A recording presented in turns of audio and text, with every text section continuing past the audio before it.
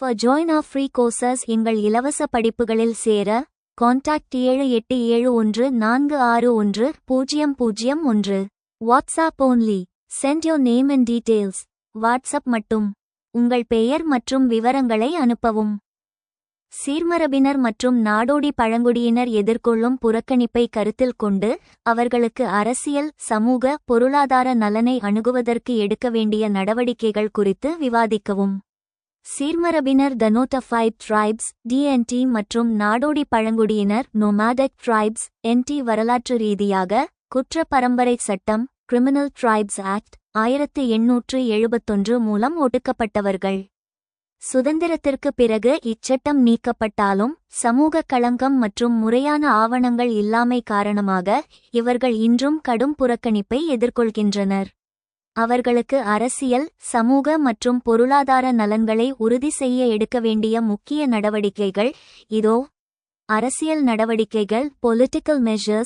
அரசியல் அதிகாரம் மற்றும் பிரதிநிதித்துவம் மட்டுமே இவர்களின் குரலை ஒலிக்கச் செய்யும். பிரதிநிதித்துவத்தை உறுதி செய்தல். நாடாளுமன்றம் மற்றும் சட்டமன்றங்களில் இச்சமூகத்தினருக்கு சுழற்சி முறையில் இடஒதுக்கீடு அல்லது நியமன உறுப்பினர்கள் மூலம் பிரதிநிதித்துவம் வழங்கப்பட வேண்டும். நிரந்தர ஆணையம். தேசிய அளவில் சீர்மரபினர் மற்றும் நாடோடி பழங்குடியினருக்கான நல வாரியங்களை வலுப்படுத்தி அவர்களுக்கு தனி அமைச்சகம் அல்லது நிரந்தர சட்டப்பூர்வ ஆணையம் அமைக்கப்பட வேண்டும். தேர்தல் பங்கேற்பு. நிலையான முகவரி இல்லாத காரணத்தால் பலருக்கு வாக்காளர் அடையாள அட்டை இருப்பதில்லை. அவர்களுக்கு சிறப்பு முகாம்கள் மூலம் அடையாள அட்டைகளை வழங்கி தேர்தல் செயல்பாடுகளில் பங்கேற்கச் செய்ய வேண்டும்.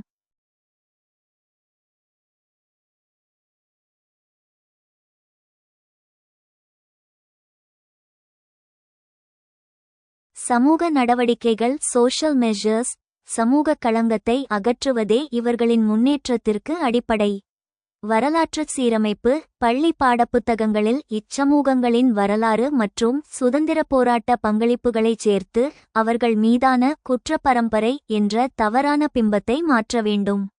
இருப்பிட உரிமை மற்றும் வீட்டு வசதி. நாடோடி வாழ்க்கையிலிருந்து நிலைபெற்ற வாழ்க்கைக்கு மாற விரும்புபவர்களுக்கு நில உரிமை பட்டா மற்றும் பிரத்யேக வீட்டு வசதி திட்டங்களை ஏகா.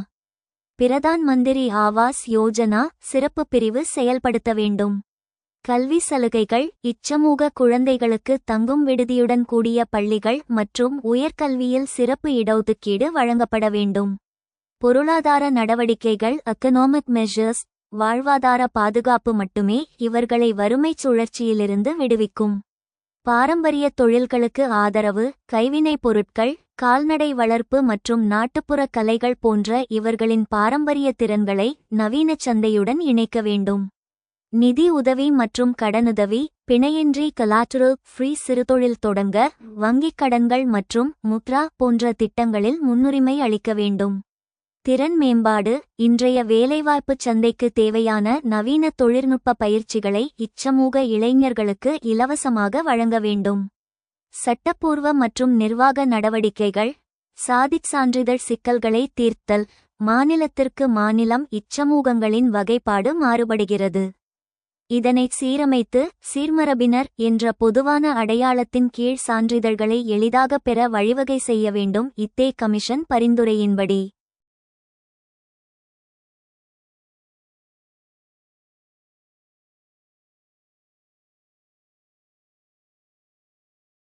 காவல்துறை விழிப்புணர்வு. பழைய சட்டங்களின் அடிப்படையில் இச்சமூகத்தினர் மீது காவல்துறையினர் பாரபட்சம் காட்டாமல் இருக்க காவலர்களுக்கு முறையான சமூக விழிப்புணர்வு பயிற்சிகளை வழங்க வேண்டும். முடிவுரை. சீர்மரபினர் மற்றும் நாடோடி பழங்குடியினர் எதிர்கொள்ளும் புறக்கணிப்பு என்பது பல தசாப்தங்களாகத் தொடரும் ஒரு சமூக அநீதியாகும். இடிதாலே கமிஷன் எடேட் கமிஷன் மற்றும் ரேணுகே கமிஷன் ரென்கே கமிஷன் பரிந்துரைகளை முழுமையாகச் செயல்படுத்துவதன் மூலம் மட்டுமே இவர்களை நாட்டின் முதன்மை நீரோட்டத்துடன் இணைக்க முடியும்.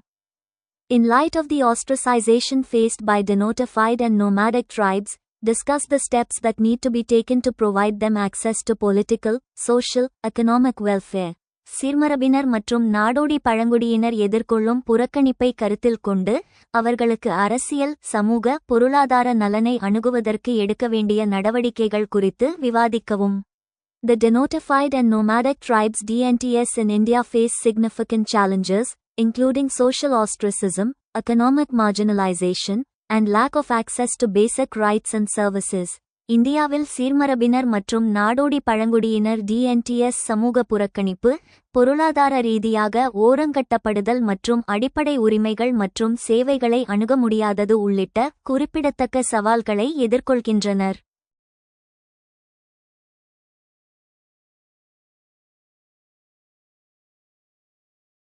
மெஷர்ஸ் நடவடிக்கைகள்.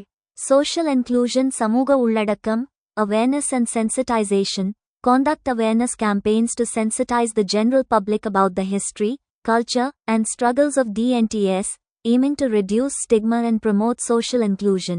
விழிப்புணர்வு மற்றும் உணர்திறன், களங்கத்தை குறைத்து சமூக உள்ளடக்கத்தை ஊக்குவிப்பதை நோக்கமாக கொண்ட DNTS-களின் வரலாறு, கலாச்சாரம் மற்றும் போராட்டங்கள் குறித்து பொதுமக்களுக்கு விழிப்புணர்வு பிரச்சாரங்களை நடத்துதல். Community engagement. Engage with DNT communities to understand their needs, concerns, and aspirations, and involve them in the development of welfare schemes and programs. சமூக ஈடுபாடு. DNT சமூகங்களுடன் இணைந்து அவர்களின் தேவைகள், கவலைகள் மற்றும் அபிலாஷைகளை புரிந்துகொண்டு நலத்திட்டங்கள் மற்றும் திட்டங்களின் வளர்ச்சியில் அவர்களை ஈடுபடுத்துதல். Economic empowerment. பொருளாதார அதிகாரமளித்தல். Livelihood support. Provide livelihood support, such as skill development, vocational training, and access to credit, to enable DNTS to engage in sustainable and income-generating activities. வாழ்வாதார ஆதரவு. DNTS நிலையான மற்றும் வருமானம் ஈட்டும் நடவடிக்கைகளில் ஈடுபட உதவும் வகையில் திறன் மேம்பாடு, தொழில் பயிற்சி மற்றும் கடன் அணுகல் போன்ற வாழ்வாதார ஆதரவை வழங்குதல். Social security. Extend social security benefits, such as pension schemes, health insurance, and other welfare programs, to DNTS to ensure their economic stability. சமூக பாதுகாப்பு. ஓய்வூதிய திட்டங்கள், சுகாதார காப்பீடு மற்றும் பிற நலத்திட்டங்கள் போன்ற சமூக பாதுகாப்பு சலுகைகளை DNTS-களுக்கு விரிவுபடுத்தி அவர்களின் பொருளாதார ஸ்திரத்தன்மையை உறுதி செய்தல். Political representation. அரசியல் பிரதிநிதித்துவம். Reservation and representation. Ensure representation of DNTS in local self-governance institutions, such as panchayats and municipalities, through reservation or other mechanisms. இடஒதுக்கீடு மற்றும் பிரதிநிதித்துவம். பஞ்சாயத்துகள் மற்றும் நகராட்சிகள் போன்ற உள்ளூர் சுய ஆட்சி நிறுவனங்களில் இடஒதுக்கீடு அல்லது பிற வழிமுறைகள் மூலம் DNT-களின் பிரதிநிதித்துவத்தை உறுதி செய்தல்.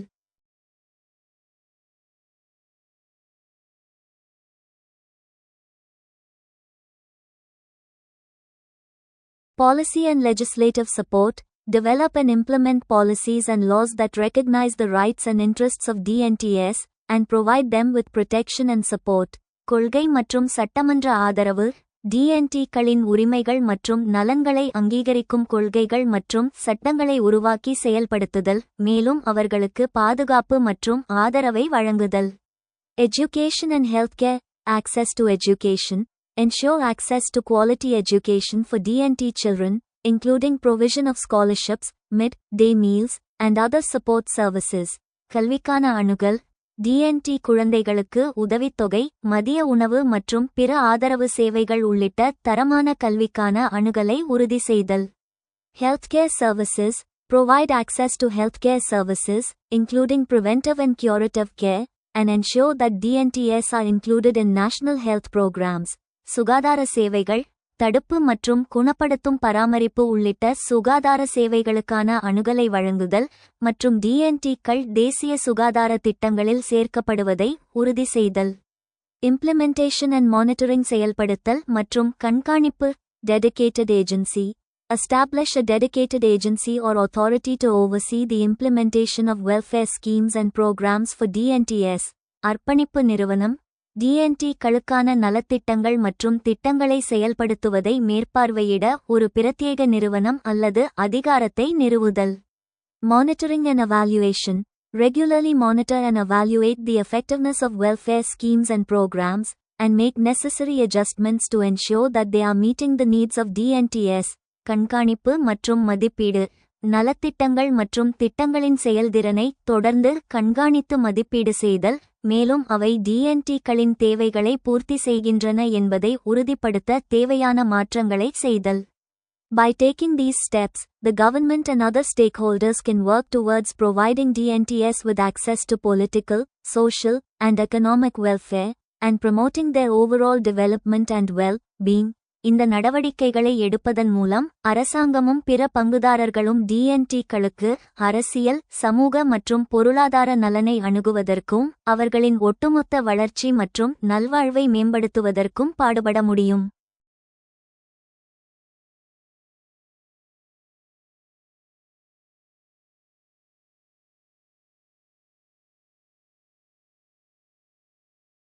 இந்தியாவில் பழங்குடி சமூகங்கள் மீதான வளர்ச்சி திட்டங்கள் மற்றும் கொள்கைகளின் தாக்கத்தை பகுப்பாய்வு செய்யுங்கள். இந்தியாவில் பழங்குடி சமூகங்களின் ட்ரைபல்ஸ், ஷெட்யூல்ட் ட்ரைப்ஸ் நலனுக்காக சுதந்திரத்திற்கு பிறகு பல்வேறு வளர்ச்சி திட்டங்களும் கொள்கைகளும் உருவாக்கப்பட்டன. இந்தியாவின் மக்கள் தொகையில் சுமார் 8.6% ஆக உள்ள இச்சமூகத்தினர் மீதான இந்த திட்டங்களின் தாக்கம் நேர்மறை மற்றும் எதிர்மறை ஆகிய 2 பரிமாணங்களை கொண்டுள்ளது. இதனை பற்றிய விரிவான பகுப்பாய்வு இதோ. அரசமைப்பு மற்றும் கொள்கை ரீதியான அணுகுமுறைகள். இந்திய அரசு பழங்குடியினர் நலனில் 2 முக்கிய கொள்கைகளை பின்பற்றியது. பஞ்சசீல கொள்கை. ட்ரைபல் பஞ்ச்ஷீல். ஜவஹர்லால் நேருவால் முன்வைக்கப்பட்ட இக்கொள்கை பழங்குடியினரின் தனித்துவமான கலாச்சாரம் மற்றும் நில உரிமைகளில் தலையிடாமல் அவர்களின் விருப்பப்படியே வளர்ச்சியை ஏற்படுத்த வலியுறுத்தியது.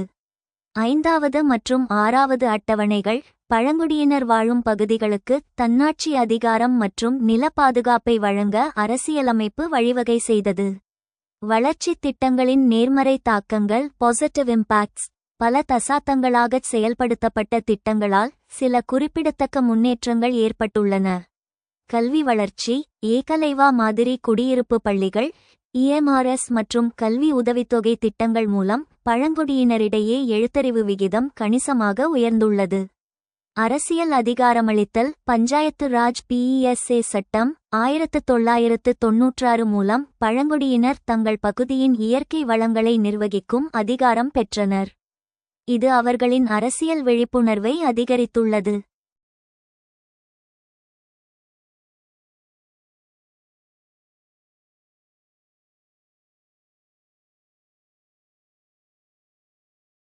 சுகாதார மேம்பாடு.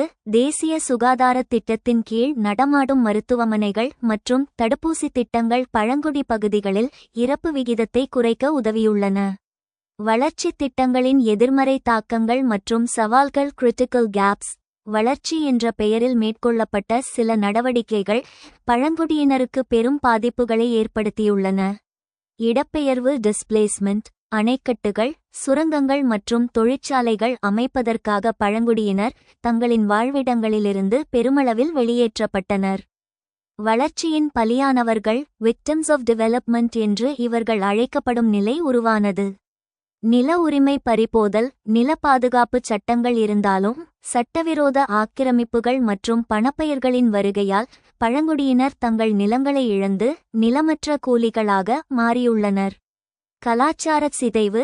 நவீன கல்வி மற்றும் நகரமயமாக்கல் அவர்களின் பாரம்பரிய மொழிகள், சடங்குகள் மற்றும் இயற்கை சார்ந்த வாழ்க்கை முறையை மெல்ல அழித்து வருகின்றன. வன உரிமைகள் பறிப்பு.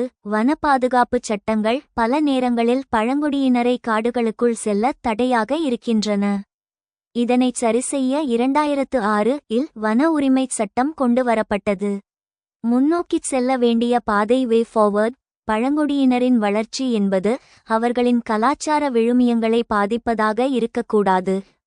உள்ளூர் பங்கேற்பு. திட்டங்களை உருவாக்கும் போது அந்தந்த பகுதி கிராம சபைகளின் ஆலோசனைகளை கட்டாயமாக்க வேண்டும். நிலையான வாழ்வாதாரம். சிறு வன விளைபொருட்களுக்கு மைனர் ஃபாரஸ்ட் ப்ராடியூஸ் நியாயமான விலையை உறுதி செய்ய TRIFED போன்ற அமைப்புகளை வலுப்படுத்த வேண்டும்.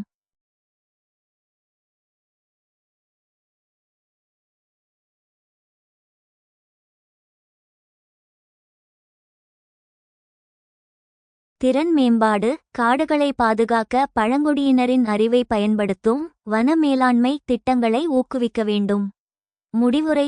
சுருக்கமாக கூறினால், இந்தியாவின் வளர்ச்சிக் கொள்கைகள் பழங்குடியினரை வளர்ச்சியின் கூட்டாளிகளாக பார்ட்னர்ஸ் இன் டெவலப்மெண்ட் பார்க்காமல் வெறும் பயனாளிகளாக மட்டும் பார்த்ததே பல தோல்விகளுக்கு காரணமாகும். அவர்களின் தனித்துவத்தை ஏற்றுக்கொண்டு முன்னெடுக்கப்படும் வளர்ச்சியே உண்மையான சமூக நீதியாக இருக்கும். Analyze the impact of development projects and policies on tribal communities in India. இந்தியாவில் பழங்குடி சமூகங்கள் மீதான வளர்ச்சி திட்டங்கள் மற்றும் கொள்கைகளின் தாக்கத்தை பகுப்பாய்வு செய்யுங்கள். Development projects and policies in India have profoundly impacted tribal communities, reshaping their livelihoods, cultural identity, and social structures. While these initiatives aim to promote economic growth and modernization, they often lead to significant challenges for tribal populations. இந்தியாவில் வளர்ச்சி திட்டங்களும் கொள்கைகளும் பழங்குடி சமூகங்களை ஆழமாக பாதித்து அவர்களின் வாழ்வாதாரம், கலாச்சார அடையாளம் மற்றும் சமூக கட்டமைப்புகளை மறுவடிவமைத்துள்ளன. இந்த முயற்சிகள் பொருளாதார வளர்ச்சி மற்றும் நவீனமயமாக்கலை மேம்படுத்துவதை நோக்கமாக கொண்டிருந்தாலும் அவை பெரும்பாலும் பழங்குடி மக்களுக்கு குறிப்பிடத்தக்க சவால்களுக்கு வழிவகுக்கும்.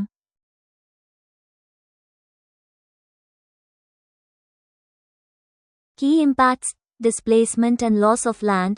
Large-scale development projects, such as dams, mining operations, and industrial zones, have resulted in the displacement of thousands of tribal families, forcing them to abandon their ancestral lands and traditional livelihoods.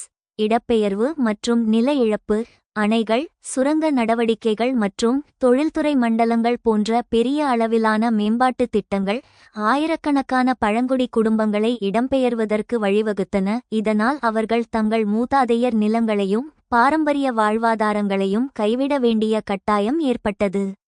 Cultural erosion. The influx of modernization and urbanization has eroded the cultural identity of tribal communities, threatening their unique traditions, languages, and customs. கலாச்சார அரிப்பு, நவீனமயமாக்கல் மற்றும் நகரமயமாக்கலின் வருகை பழங்குடி சமூகங்களின் கலாச்சார அடையாளத்தை அரித்து அவர்களின் தனித்துவமான மரபுகள், மொழிகள் மற்றும் பழக்கவழக்கங்களை அச்சுறுத்தியுள்ளது. Economic marginalization. Development policies often prioritize economic growth over social equity, exacerbating poverty and inequality among tribal populations. பொருளாதார ஓரங்கட்டல். வளர்ச்சிக் கொள்கைகள் பெரும்பாலும் சமூக சமத்துவத்தை விட பொருளாதார வளர்ச்சிக்கு முன்னுரிமை அளிக்கின்றன, பழங்குடி மக்களிடையே வறுமை மற்றும் சமத்துவமின்மையை அதிகரிக்கின்றன. Examples: The construction of the Sardar Sarovar Dam displaced thousands of tribal families in Gujarat, Madhya Pradesh, and Maharashtra. Gujarat, மத்திய பிரதேசம் மற்றும் மகாராஷ்டிராவில் உள்ள ஆயிரக்கணக்கான பழங்குடி குடும்பங்களை சர்தார் சரோவர் அணை கட்டுவது இடம்பெயர்ந்தது. Mining operations in Jharkhand and Orissa have led to significant displacement and environmental degradation, affecting tribal communities, livelihoods and cultural practices. Jharkhand மற்றும் ஒடிசாவில் சுரங்க நடவடிக்கைகள் குறிப்பிடத்தக்க இடப்பெயர்ச்சி மற்றும் சுற்றுச்சூழல் சீரழிவுக்கு வழிவகுத்தன. இது பழங்குடி சமூகங்களின் வாழ்வாதாரத்தையும் கலாச்சார நடைமுறைகளையும் பாதித்தது.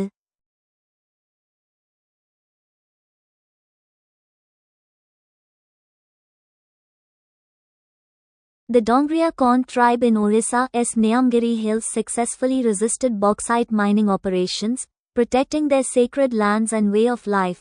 ஒடிசாவின் நியம்கிரி மலைகளில் உள்ள டோங்ரியா கோண்ட் பழங்குடியினர் பாக்சைட் சுரங்க நடவடிக்கைகளை வெற்றிகரமாக எதிர்த்தனர், அவர்களின் புனித நிலங்கள் மற்றும் வாழ்க்கை முறையை பாதுகாத்தனர்.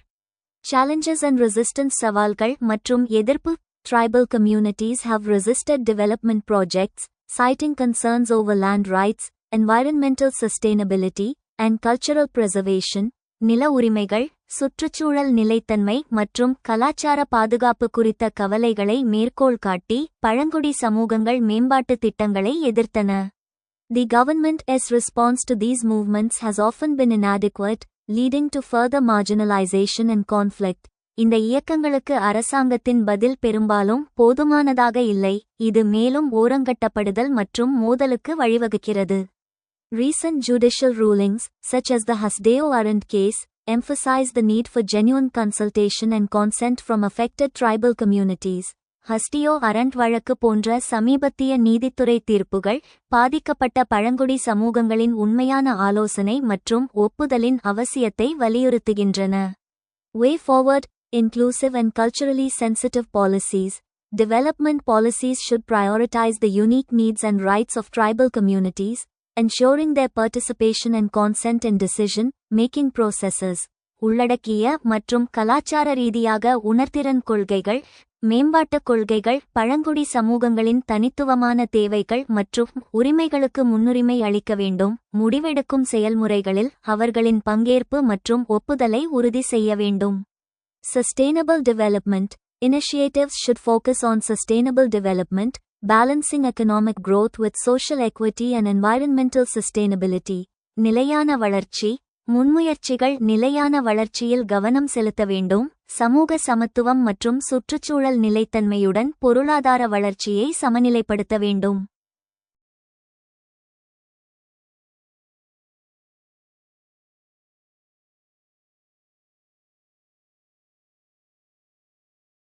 Empowering tribal communities. Efforts should be made to empower tribal communities through education, skill development, and economic opportunities, enabling them to benefit from development initiatives.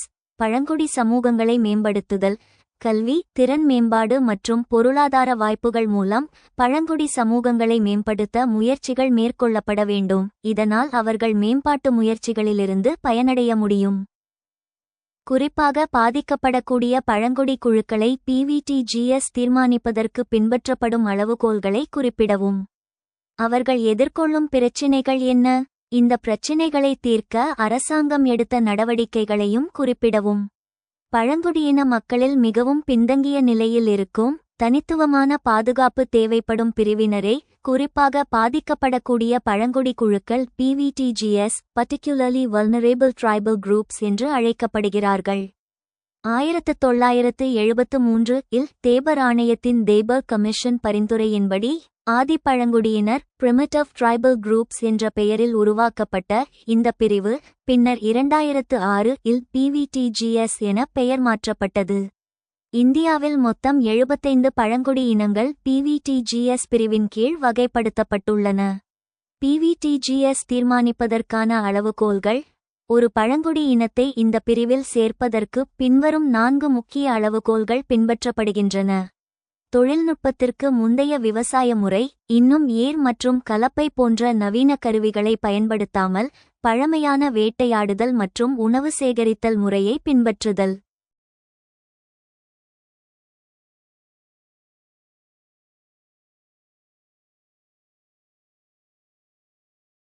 குறைந்து வரும் அல்லது தேக்கமடைந்த மக்கள் தொகை. மற்ற சமூகங்களைப் போல மக்கள் தொகை அதிகரிக்காமல் மிகவும் குறைவாக இருப்பது அல்லது குறைந்து கொண்டே செல்வது.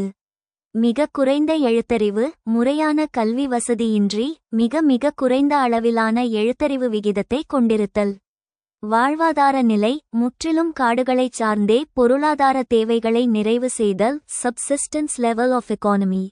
அவர்கள் எதிர்கொள்ளும் முக்கிய பிரச்சினைகள். PVTGS இனம் அழியும் நிலையில் இருப்பதற்கு கீழ்க்கண்ட காரணங்கள் முக்கிய பங்கு வகிக்கின்றன. வாழிட இழப்பு. காடுகள் அழிக்கப்படுவதாலும் சுரங்கத் திட்டங்களாலும் தங்களின் பாரம்பரிய வாழ்விடங்களிலிருந்து இவர்கள் வெளியேற்றப்படுகிறார்கள். ஆரோக்கியம் மற்றும் ஊட்டச்சத்து. மரபணு சார்ந்த நோய்கள் சிக்கிள் செல் அனீமியா மற்றும் முறையான மருத்துவ வசதி இல்லாததால் ஏற்படும் ஊட்டச்சத்து குறைபாடு. தனிமைப்படுத்தல். வெளி உலகத் தொடர்பு குறைவாக இருப்பதால் அரசின் பொதுவான நலத்திட்டங்கள் இவர்களைச் சென்றடைவதில் பெரும் சிக்கல் உள்ளது. சுற்றுச்சூழல் மாற்றம். காலநிலை மாற்றத்தால் காடுகளில் கிடைக்கும் உணவுப் பொருட்கள், தேன், கிழங்குகள் குறைவது இவர்களின் வாழ்வாதாரத்தை பாதிக்கிறது. அரசாங்கம் எடுத்த நடவடிக்கைகள். இந்த குழுக்களின் பாதுகாப்பு மற்றும் வளர்ச்சிக்காக அரசு பல்வேறு சிறப்பு திட்டங்களை செயல்படுத்தி வருகிறது. பிரதான் மந்திரி ஜனஜாதி ஆதிவாசி நியாய மகா அபியான். இது PVTGS மக்களுக்காகவே பிரத்யேகமாக தொடங்கப்பட்ட மிகப்பெரிய திட்டமாகும்.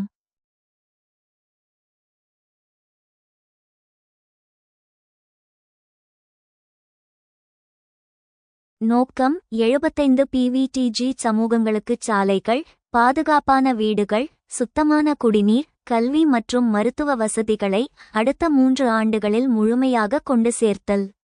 PVTGS மேம்பாட்டுத் திட்டம் டெவலப்மெண்ட் ஆஃப் PVTGS ஸ்கீம் ஒவ்வொரு பழங்குடி இனத்திற்கும் தனித்தனி மேம்பாட்டு திட்ட அறிக்கைகளை கன்சர்வேஷன் டெவலப்மெண்ட் பிளான்ஸ் தயாரித்து அவர்களின் கலாச்சாரம் மாறாமல் முன்னேற்றுவது.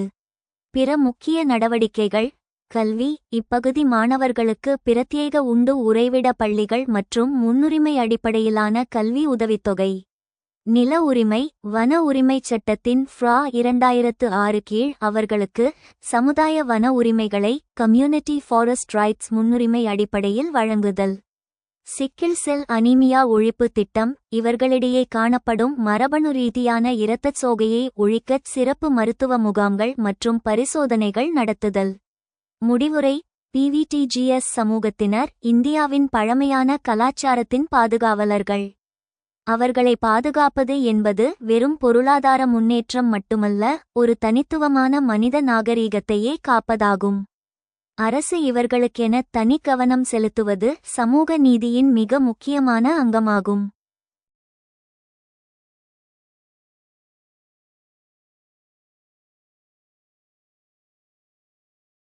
State the criteria followed for the determination of particularly vulnerable tribal groups PVTGS.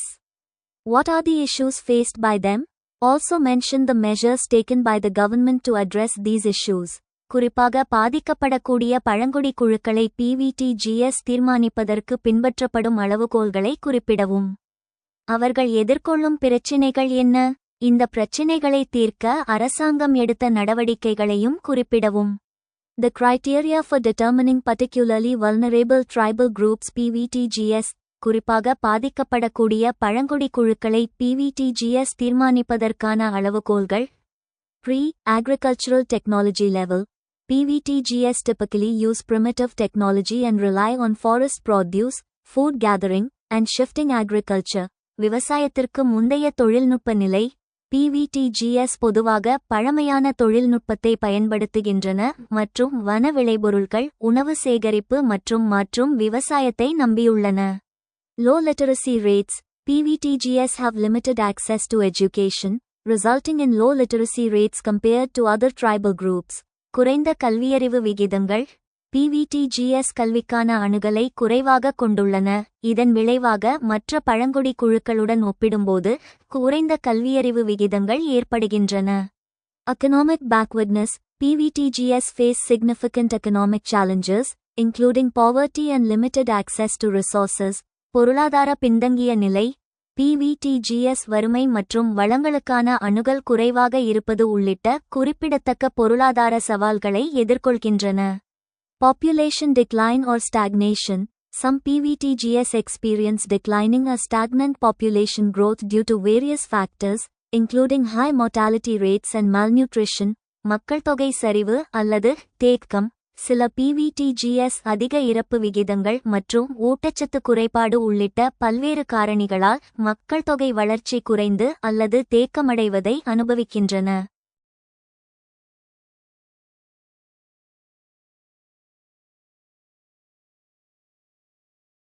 Issues faced by PVTGS எதிர்கொள்ளும் சிக்கல்கள்.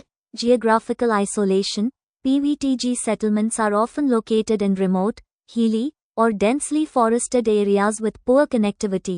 புவியியல் தனிமைப்படுத்தல். PVTG குடியிருப்புகள் பெரும்பாலும் தொலைதூர, மலைப்பாங்கான அல்லது அடர்ந்த காடுகள் நிறைந்த பகுதிகளில் மோசமான இணைப்புடன் அமைந்துள்ளன. Loss of traditional livelihoods. Depletion of forests and restrictive forest laws have eroded PVTGS traditional livelihoods and food security. பாரம்பரிய வாழ்வாதார இழப்பு. காடுகளின் குறைவு மற்றும் கட்டுப்படுத்தப்பட்ட வனச் சட்டங்கள் PVTGS-இன் பாரம்பரிய வாழ்வாதாரங்களையும் உணவு பாதுகாப்பையும் அரித்துள்ளன. Land alienation. PVTGS have been displaced from their traditional landholdings due to development projects and conservation efforts. நில அந்நியப்படுத்தல். மேம்பாட்டு திட்டங்கள் மற்றும் பாதுகாப்பு முயற்சிகள் காரணமாக PVTGS அவர்களின் பாரம்பரிய நில உடைமைகளிலிருந்து இடம்பெயர்ந்துள்ளன.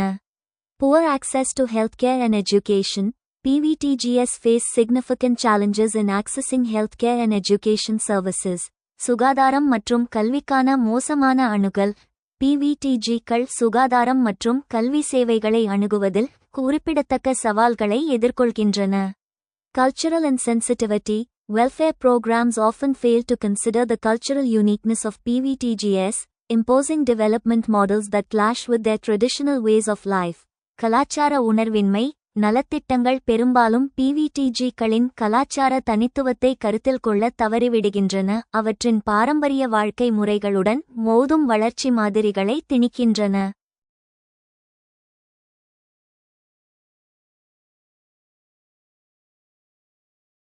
Measures taken by the government to address these issues.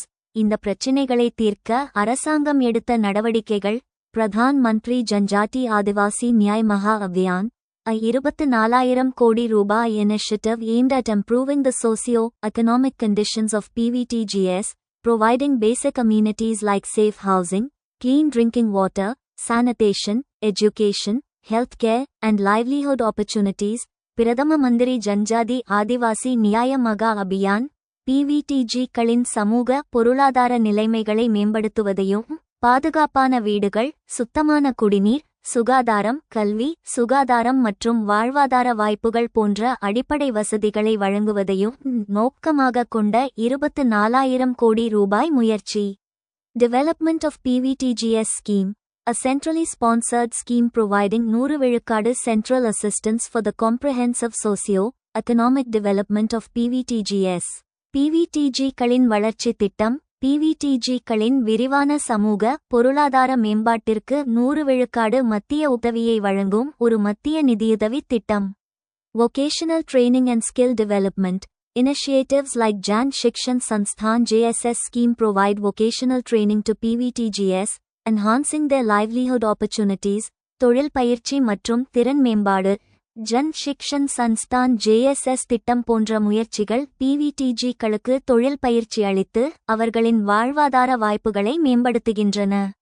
Forest Rights Act recognizes the traditional land rights of tribal communities, including PVTGs, helping secure their livelihoods and traditional ways of life.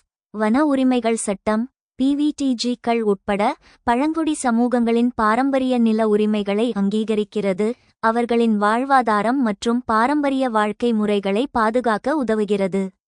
Healthcare and education initiatives. Special provisions under National Health Mission NHM and other schemes aim to improve access to healthcare and education services for PVTGs. சுகாதாரம் மற்றும் கல்வி முயற்சிகள்.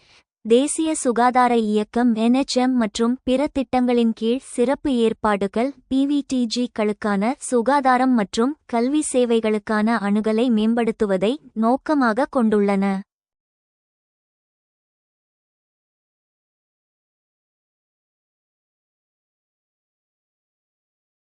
இந்தியாவில் வளர்ச்சி செயல்முறையின் முக்கிய விளைவுகளில் ஒன்று பழங்குடியினர் மற்றும் பிற விளிம்புநிலை சமூகங்களின் இடம்பெயர்வு ஆகும். கருத்து. இந்தியாவில் கடந்த பல தசாப்தங்களாக மேற்கொள்ளப்பட்ட பிரம்மாண்டமான வளர்ச்சி திட்டங்கள் டெவலப்மெண்டல் ப்ராஜெக்ட்ஸ் பொருளாதார ரீதியாக நாட்டை உயர்த்தினாலும் அதன் மறுபக்கம் பழங்குடியினர் மற்றும் விளிம்புநிலை சமூகங்களின் கட்டாய இடம்பெயர்வு ஃபோர்ஸ்ட் டிஸ்பிளேஸ்மெண்ட் என்ற கசப்பான உண்மையை உள்ளடக்கியுள்ளது. இது குறித்த விரிவான பகுப்பாய்வு இதோ. இடம்பெயர்விற்கான முக்கிய காரணங்கள். வளர்ச்சி என்பது பெரும்பாலும் நிலம் மற்றும் இயற்கை வளங்களைச் சார்ந்தே இருப்பதால் விளிம்புநிலை மக்கள் வசிக்கும் பகுதிகள் இலக்காகின்றன. அணைக்கட்டுகள் மற்றும் நீர்ப்பாசன திட்டங்கள். நர்மதா பச்சாவ் அந்தோலன் போன்ற போராட்டங்கள் சுட்டிக்காட்டியபடி பெரிய அணைகள் கட்டப்படும்போது ஆயிரக்கணக்கான பழங்குடி கிராமங்கள் நீரில் மூழ்கடிக்கப்படுகின்றன.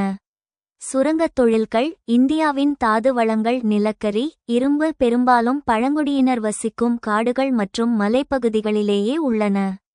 இதனால் சுரங்கங்களை விரிவாக்கும் போது அவர்கள் வெளியேற்றப்படுகின்றனர். தொழிற்பேட்டைகள் மற்றும் சிறப்பு பொருளாதார மண்டலங்கள் செஸ் புதிய தொழிற்சாலைகளுக்காக விவசாய நிலங்களும் விளிம்புநிலை மக்களின் வாழ்விடங்களும் கையகப்படுத்தப்படுகின்றன. வன பாதுகாப்பு. வனவிலங்கு சரணாலயங்கள் மற்றும் தேசிய பூங்காக்கள் அமைக்கும் போதும் அங்கு காலம் காலமாக வாழ்ந்து வந்த மக்கள் ஆக்கிரமிப்பாளர்கள் என கருதப்பட்டு வெளியேற்றப்படுகின்றனர். இடம்பெயர்வின் சமூக பொருளாதார விளைவுகள். விளிம்புநிலை சமூகங்களுக்கு நிலம் என்பது வெறும் சொத்து மட்டுமல்ல, அது அவர்களின் அடையாளம் மற்றும் வாழ்வாதாரம். இடம்பெயர்வு பின்வரும் பாதிப்புகளை ஏற்படுத்துகிறது.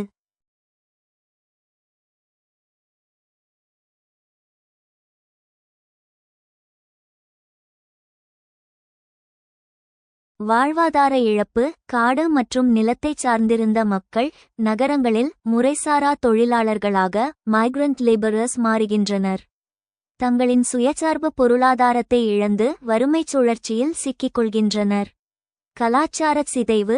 பழங்குடியினரின் சடங்குகள், வழிபாட்டு முறைகள் மற்றும் சமூக கட்டமைப்பு அவர்களின் நிலத்தோடு பிணைக்கப்பட்டுள்ளன. இடம்பெயர்வு அவர்களை தங்களின் வேர்களிலிருந்து துண்டிக்கிறது. சுகாதாரச் சீர்கேடு. இடம்பெயர்ந்த மக்கள் பெரும்பாலும் நகர்ப்புறச் சேரிகளில் ஸ்லம்ஸ் தங்க வேண்டிய சூழல் ஏற்படுவதால் அவர்கள் கடும் சுகாதார பாதிப்புகளை எதிர்கொள்கின்றனர். மறுவாழ்வு மற்றும் மீள்குடியேற்றத்தில் உள்ள சவால்கள். அரசு இழப்பீடு வழங்கினாலும் அது பெரும்பாலும் போதுமானதாக இருப்பதில்லை. நிலத்திற்கு பதில் பணம். பழங்குடியினருக்கு பணம் வழங்குவது நிரந்தர தீர்வாகாது, ஏனெனில் அவர்களுக்கு பணத்தை முதலீடு செய்யும் அல்லது கையாளும் அனுபவம் குறைவு. நிலத்திற்கு நிலம் என்ற கொள்கை முறையாக அமல்படுத்தப்படுவதில்லை. தாமதமான மறுவாழ்வு. திட்டங்கள் தொடங்கி பல ஆண்டுகள் ஆன பின்பும் வெளியேற்றப்பட்ட மக்களுக்கு முறையான குடியிருப்புகள் அல்லது வேலைவாய்ப்புகள் வழங்கப்படாமல் இருப்பது பெரும் அவலம்.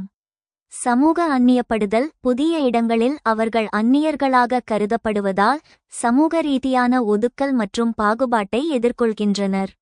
சட்ட பாதுகாப்பும் தற்போதைய நிலையும். இழப்புகளை குறைக்க அரசு சில சட்டங்களை கொண்டு வந்துள்ளது. நிலம் கையகப்படுத்துதல் சட்டம் LARR ஆக்ட் 2013. நிலம் கையகப்படுத்தப்படும்போது பாதிக்கப்பட்டவர்களுக்கு முறையான இழப்பீடு மற்றும் மறுவாழ்வை உறுதி செய்ய இச்சட்டம் வழிவகை செய்கிறது.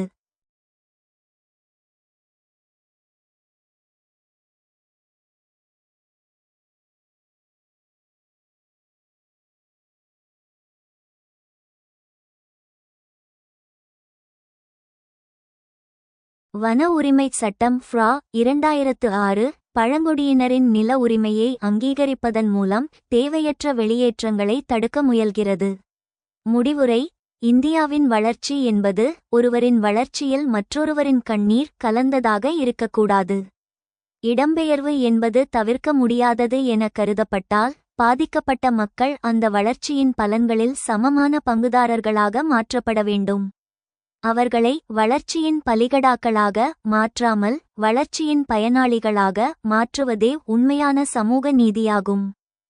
Displacement of tribals and other marginalized communities has been one of the major consequences of the development process in India.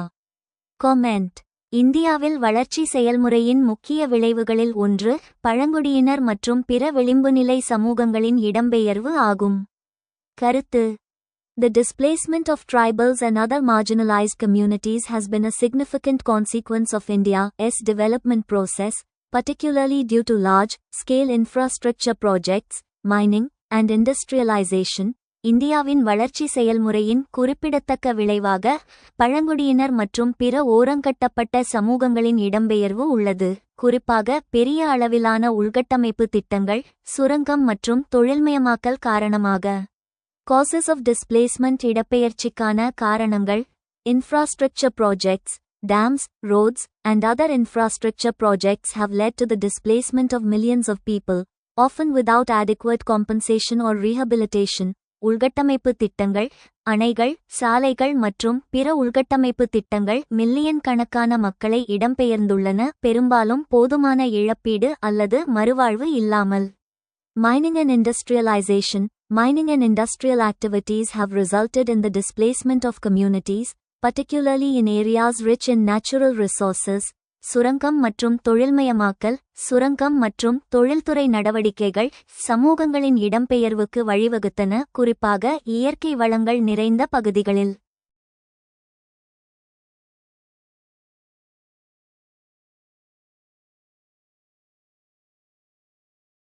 Conservation efforts. Conservation efforts, such as the creation of national parks and wildlife sanctuaries, have also led to the displacement of communities. பாதுகாப்பு முயற்சிகள். தேசிய பூங்காக்கள் மற்றும் வனவிலங்கு சரணாலயங்களை உருவாக்குதல் போன்ற பாதுகாப்பு முயற்சிகள் சமூகங்களின் இடம்பெயர்வுக்கும் வழிவகுத்தன. Impact on marginalized communities. ஓரங்கட்டப்பட்ட சமூகங்களில் தாக்கம். Loss of livelihoods. Displacement often results in the loss of traditional livelihoods, leading to economic hardship and social disruption. வாழ்வாதார இழப்பு. இடப்பெயர்ச்சி பெரும்பாலும் பாரம்பரிய வாழ்வாதாரங்களை இழக்க வழிவகுக்கிறது, இது பொருளாதார கஷ்டங்கள் மற்றும் சமூக சீர்குலைவுக்கு வழிவகுக்கிறது. Cultural disruption. Displacement can lead to the erosion of cultural identity and traditional ways of life. கலாச்சார சீர்குலைவு. இடப்பெயர்ச்சி கலாச்சார அடையாளம் மற்றும் பாரம்பரிய வாழ்க்கை முறைகளை அரிக்க வழிவகுக்கும். Social injustice. Displacement often perpetuates social injustice, as marginalized communities are forced to bear the costs of development without receiving adequate benefits. சமூக அநீதி. இடப்பெயர்ச்சி பெரும்பாலும் சமூக அநீதியை நிலைநிறுத்துகிறது, ஏனெனில் ஓரங்கட்டப்பட்ட சமூகங்கள் போதுமான நன்மைகளை பெறாமல் வளர்ச்சியின் செலவுகளை சுமக்க வேண்டிய கட்டாயத்தில் உள்ளன. Need for inclusive development. உள்ளடக்கிய வளர்ச்சிக்கான தேவை. Participatory approach. Development projects should involve the participation of affected communities to ensure their needs and concerns are addressed.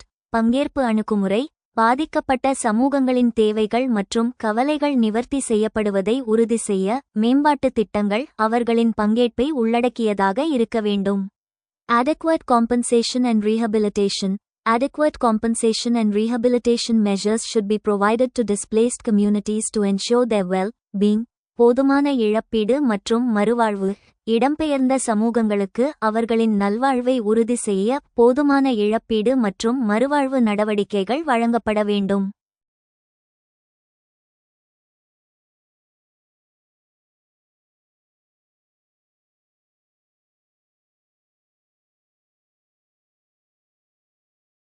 Social impact assessment. Social impact assessments should be conducted to identify potential risks and mitigate the negative impacts of development projects. சமூக தாக்க மதிப்பீடு. வளர்ச்சித் திட்டங்களின் சாத்தியமான அபாயங்களை கண்டறிந்து எதிர்மறையான தாக்கங்களை குறைக்க சமூக தாக்க மதிப்பீடுகள் நடத்தப்பட வேண்டும். By adopting a more inclusive and participatory approach to development, India can minimize the negative impacts of displacement and ensure that the benefits of development are shared equitably among all communities. வளர்ச்சிக்கு மிகவும் உள்ளடக்கிய மற்றும் பங்கேற்பு அணுகுமுறையை ஏற்றுக்கொள்வதன் மூலம் India இடப்பெயர்ச்சியின் எதிர்மறையான தாக்கங்களை குறைத்து வளர்ச்சியின் நன்மைகள் அனைத்து சமூகங்களிடையேயும் சமமாக பகிரப்படுவதை உறுதி செய்ய முடியும். For join our free courses. எங்கள் இலவச படிப்புகளில் சேர contact 7871461001. WhatsApp only. Send your name and details. WhatsApp மட்டும். உங்கள் பெயர் மற்றும் விவரங்களை அனுப்பவும்.